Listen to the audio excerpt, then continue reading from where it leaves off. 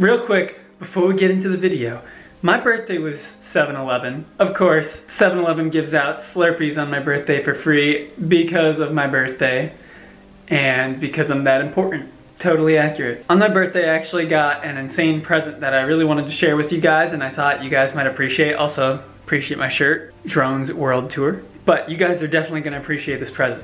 Okay, here we go. So you guys are gonna see this in the background of my videos now, and it's this. It's 100% guaranteed authentic. A picture from Muse from a little while ago with all of their signatures and framed really nicely.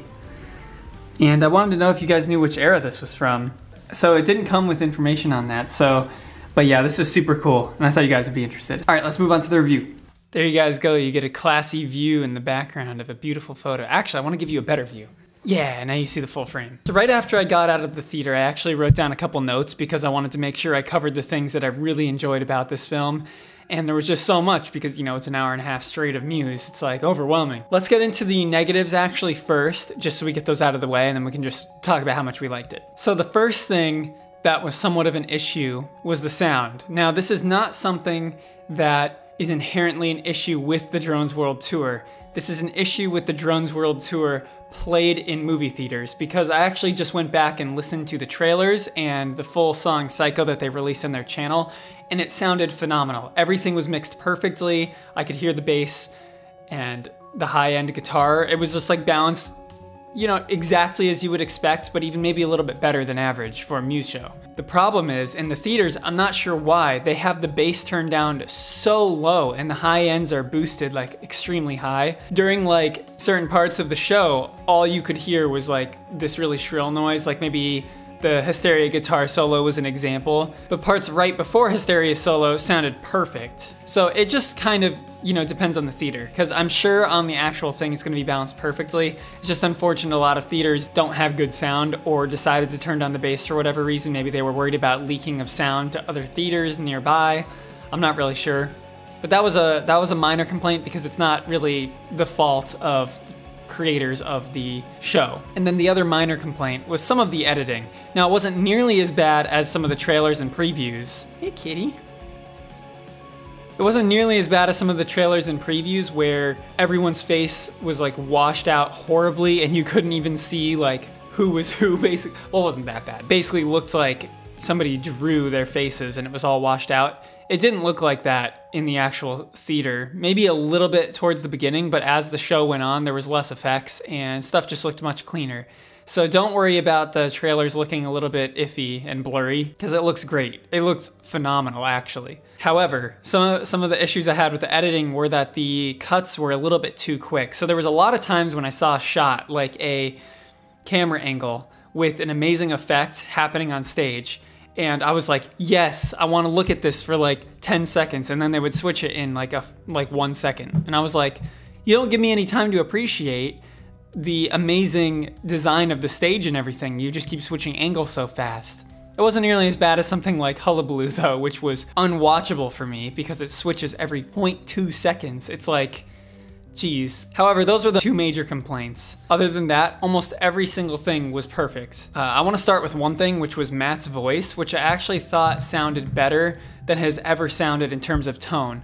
He did have some issues with range, where like the chorus of The Handler and the outro of Take a Bow, he clearly was struggling a tiny bit. However, on songs like Madness, I've never heard the tone of his voice sound so perfect. It sounded better than it ever has on songs like that. I don't know if it was a little bit of post-production effects that were helping his voice sound a little bit better, or if he just naturally sounded that amazing on these shows, because they filmed 3 locations, but it was perfect. His voice was phenomenal. Now, I actually also want to mention how the slower songs stood out to me for some reason, where a lot of times at live shows, my favorites are always the heavier songs.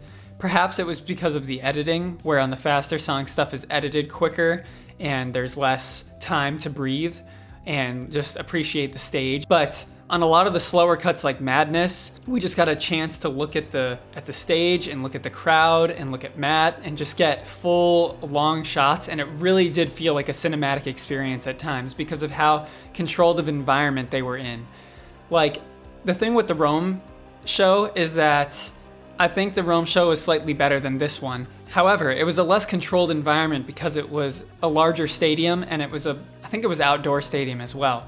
With the Drones World Tour, everything was inside, so they had much more control over the lighting, over the camera angles they could use, and that just translated perfectly into a cinematic setting. Like, immediately from the intro of the show, which started with drones, with the balls floating in the air and all that stuff, I was so invested and I was so excited, because I actually was almost equally as excited as when I actually see them live, because of how amazing the stage and just the shots all looked in that intro.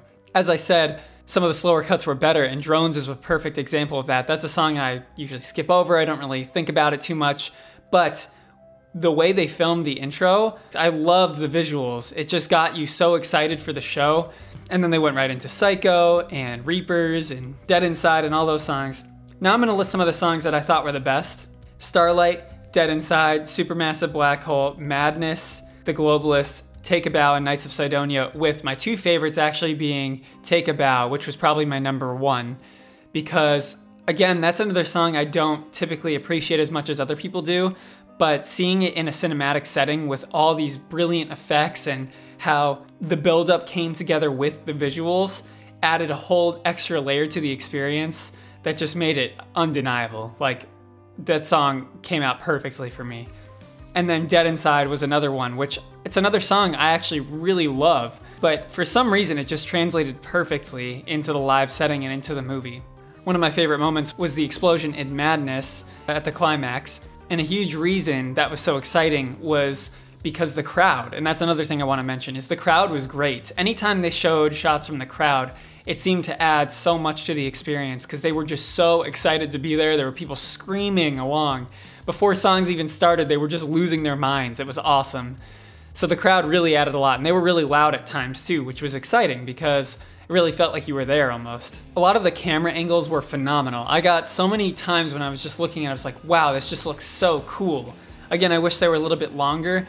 And I think the reason why a lot of them weren't was because maybe they were in a confined space, because they were in an indoor arena, which meant you can only have so many sweeping shots. Like, you don't get those crazy epic moments like you did in Knights of Sidonia and Plug-in Baby from the Rome show, where they just sweep over the crowd while like the epic part is happening. However, you do get a lot of great shots anyways. There's a lot of great camera work here, and whoever was in charge of the direction did a phenomenal job. As for the ending credits, which had Something Human teased, I thought the song sounded amazing, like probably my favorite of the 3 songs so far. However, it was such a short section that I'm like, it could actually suck. But from what I heard, it sounded like it might be my favorite.